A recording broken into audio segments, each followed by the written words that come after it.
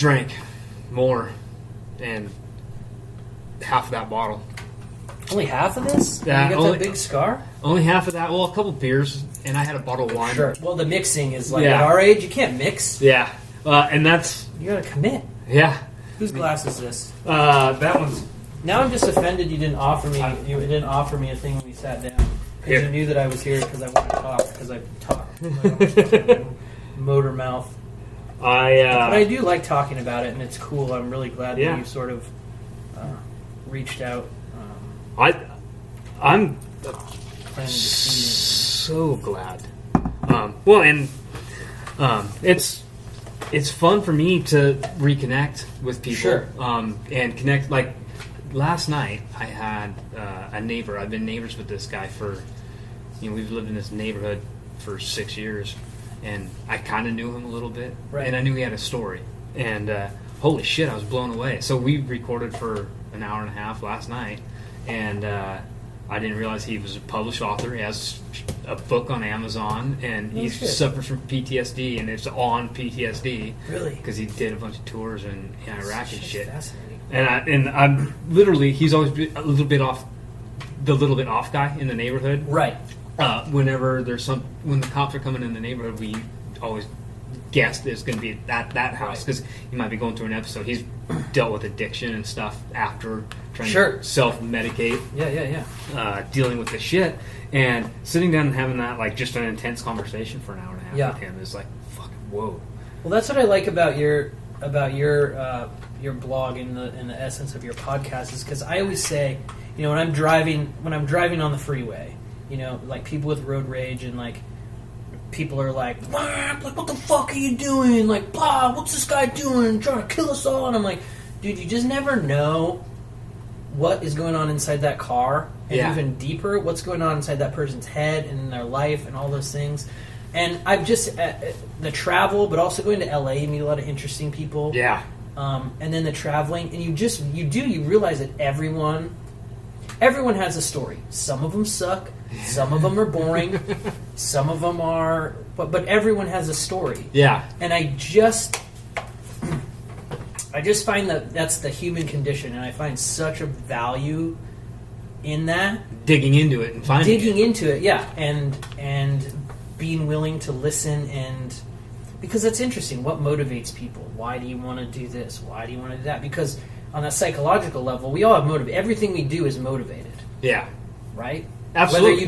Whether it's conscious or subconscious. Yep. It's just it's super fucking interesting, man. People are really interesting. They're awful.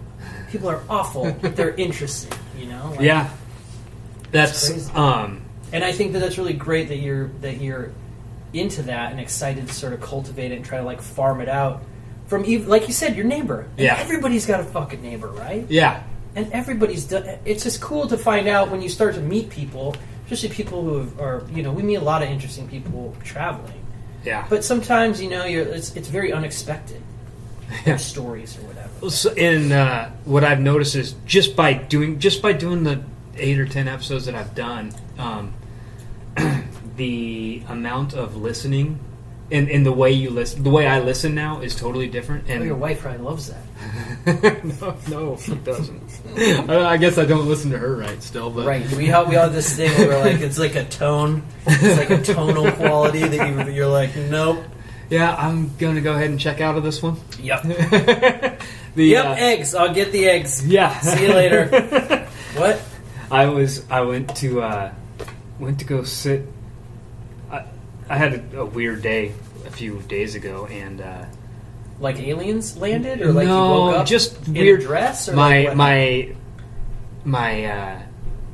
plugged the phone into airplane mode for a while. I was in an area where it was like constantly trying to get service, so it was just draining the battery out. And so I threw it on airplane, and I don't know how I did it, but somehow I fucked with the time. In my pocket, it rolled the clock back an hour and a half. And so I'm thinking it's almost 4 o'clock when it's really 5:30. And there's a yoga class I was going to try and go to at 4. And so I'm planning my day. I'm thinking, shit, I got a lot of shit done today. Because I drive to Seattle. I drive to Kirkland. I drive to Duval. I mean, what is your profession? I'm a salesperson. I'm a sales guy for Jack Daniels, for liquor. For liquor. Yeah. For spirits. For spirits. We do. What's the company? What's the? I work for a distributor, Young's Market, and with my focus is Brown-Forman, which is the owning company of Jack Daniel's Woodford. Okay. And so, yeah, my territory is kind of like Queen Anne to Canada, all around. So I could be, anywhere. And that's so. Yeah, the other day I was totally thinking I was going into yoga, and I don't have any workout shoes or anything. But when you go to yoga, you're barefoot, and I walk into this place and the yoga class is long gone. Like they're over with. And the other classes are going, son of a bitch. They're like, sir, you can't be here for this prenatal yoga class. Yeah. I mean, we're very accepting, but like this seems weird. So I decide not to waste my time in here. I'm just going to go sit in the sauna and get some hot protein stuff going on. And I literally, there's a guy sitting in there, and I said like one word to him, how's your day going? And he went for 25 minutes straight. Just opened up. I'm like, whoa, is this really happening? Yeah. I'm pissed that I didn't have a mobile recorder thing. Right. Because I want him now in the garage. Sure. Now you're going to be a weird pervert bringing a little, like, what's this guy with this electronic doing in the sauna? Well, I got, it's on my, like, Amazon wish list, but it's one of those, like, 4-channel mobile audio recorders with the lapel mics and all that jazz. I'm like, that's got to be step 2, because this does okay, but it'd be a lot better. It's also interesting, too, like, I mean, the garage is cool. I'm comfortable here, but not everybody always is, right? Can you imagine if you were like, oh, we met at a park and we're sitting here talking, you know what I mean? Like, because the environment can also be... Well, that's one of the podcasts that I listened to that was also one of the inspiring ones for me to go out and get one of these is there's 2 guys hiking together. So they're having a conversation, but they're like... When they're coming up to the high peaks, they're huffing and puffing. Interesting. And they climbed a mountain and talked to each other for an hour. And it was freaking awesome. Yeah. And they're tethered. You got to be walking from this distance away, 5 feet away. We're starting with our left in 3, 2, and go. Yeah. Don't hit that loose rock. 2, 1, 3, 2, 1. Don't forget to breathe. Yeah, that's crazy. But it's good. These things are cool, and I just think that's a cool... I always get in trouble with meeting people and just being like, what? And then what? Yeah. And then what? Well, I like it. And I mean, that's part of like what sales and stuff is, right? Is I mean, that's like it's not a tactic, but it's like you want to get to know. Well, you have these to. People. You have to build relationships. Sure, you have to. And otherwise, you're cold calling every time you're doing something. And you're not going to get a lot done. Well, no, I mean, I'm sure there's just people that like you and you have a good relationship, but it's also good for business. Yeah. You know what I mean? Because they don't have to think about that. Yeah. Oh, and I know Josh. I trust him. He can do whatever. Yada, yada, yada. Or, here comes that asshole again. Right. He's going to sell me something. You try to sell me that fucking apple honey whiskey again? You better not come here and try to sell me that apple honey whiskey. Kick his ass out. What is this? Diaper flavored whiskey. What's the toughest like sell? Like when you get like new products, right? Because now they're just like they're going crazy. They are. I'm lucky enough to work for the brands I represent. They don't come out with a ton of innovative. But you must have had to push some kind of ridiculous. When I was in the wine side of things, wines are bad wine out there. Isn't there? Oh, like cupcakes and the stuff that is sold for the label and it's totally someone's gonna, which is 70% of the wine you see in the supermarket. It is like you got to sell it. You got to bring it in because it's new. It's only new once. So when you're new, you expect big, grandiose displays with lots of flash and dazzle on it, and you put it up there and you just like hoping it catches. But if it doesn't catch, then you have to deal.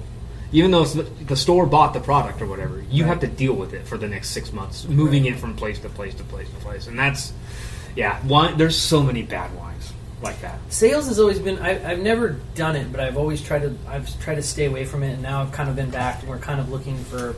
We're kind of like trying to dip our toe into like, well, could we do real jobs again? And like, sales seems so hard because you're trying to sell a product, right? And you're talking about all the things that are fucking great about it, but then you have to be like, okay, this is what it comes down to is like, it's going to cost you this much, and then you can sell it for this much. Can you make that happen? Yeah.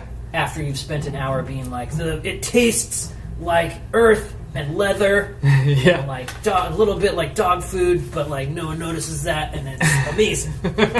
So good, so trendy right now. There is a little bit of that, but everyone, even if you don't know it, everyone sells. Yeah. You're selling yourself day in, day out, no matter what you're doing. You're going into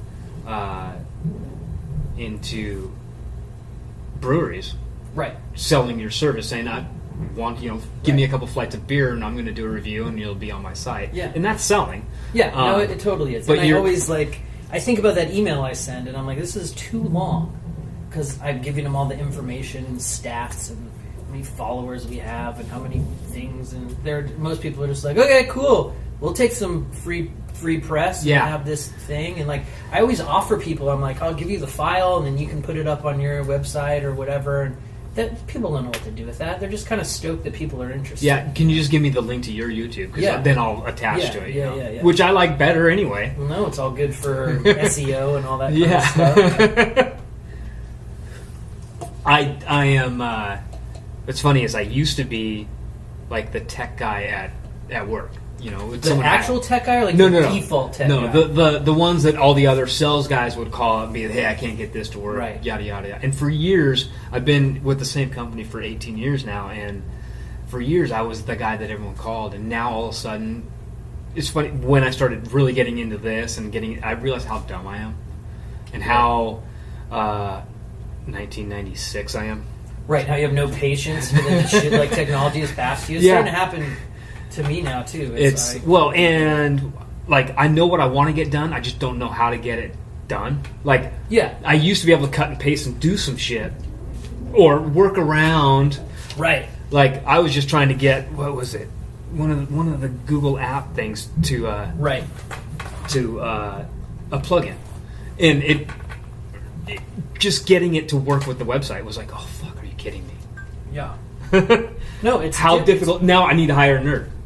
No, you have to hire nerds. Nerds run the world, dude. That's the whole Silicon Valley is like the sexiest show on TV, right? Just nerds. Everybody loves that show because they run the world now. It's interesting though, right? I mean, like we have to keep up on it for, if you're going to get into any of this media stuff. Yeah. If you're around electronics, but like one thing that we've noticed, right? Like when we first started shooting cameras, we had a Nikon D50. And at that time, it was not like a high-end camera. It wasn't like a professional. It was definitely prosumer. Yeah. You had like a lot of controls over it. You could control everything on the camera. And so now we just bought this like it's a full frame, fully digital Sony camera, right? It's like all the bells, all the whistles. They've automated so much stuff that now you can't control some of the very basic things because they're like, you know what, people don't want control over that anymore.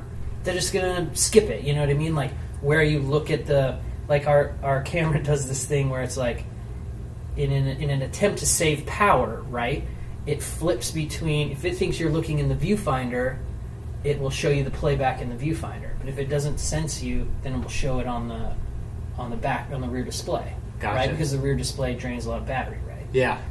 But like doesn't work properly, and then you're like, okay, I look at it, and then it like flips to the thing, and then you're like, look in there, and then it flips back. And like, now I missed the shot, or when we go and take like some long shutters, like some nighttime stuff, and we're trying to get like tail lights or something. Yeah. And you push a button and it goes, and because it's not doing the single reflex, right? It's not capturing the image. There's no mirrors in it, and so then it shoots it. Right, and the shutter's open for 45 seconds or whatever, and then it closes, and then it takes another 90 seconds for it to process, and then you're like, dude, we've been here for 2 hours and we've been able to take like 6 photos. Yeah, you know what I mean? And the battery's dead, and you're like, so did we step up with the technology, or did we? Because the images are better, but it's like. No, it's great. Like, the thing I love about it is, like, the photos, I'm like, man, we used to have to work for hours in post-production and get some of these colors. Yeah. That now we just have. But the process is different, right? Yeah. And that's the same thing with, like, even, like, Word, right? Like, now they have Google Sheets and Google Docs, right? Mm-hmm. Which doesn't it has all the stuff that you normally do. But then there's, like, those, like, 2, like, intricate, like, cool things that you learned how to do that were, like, deep deep word moves, right? Deep word skills. But now it's all automated. You can't do it on Google Docs, right? And that's I'm learning that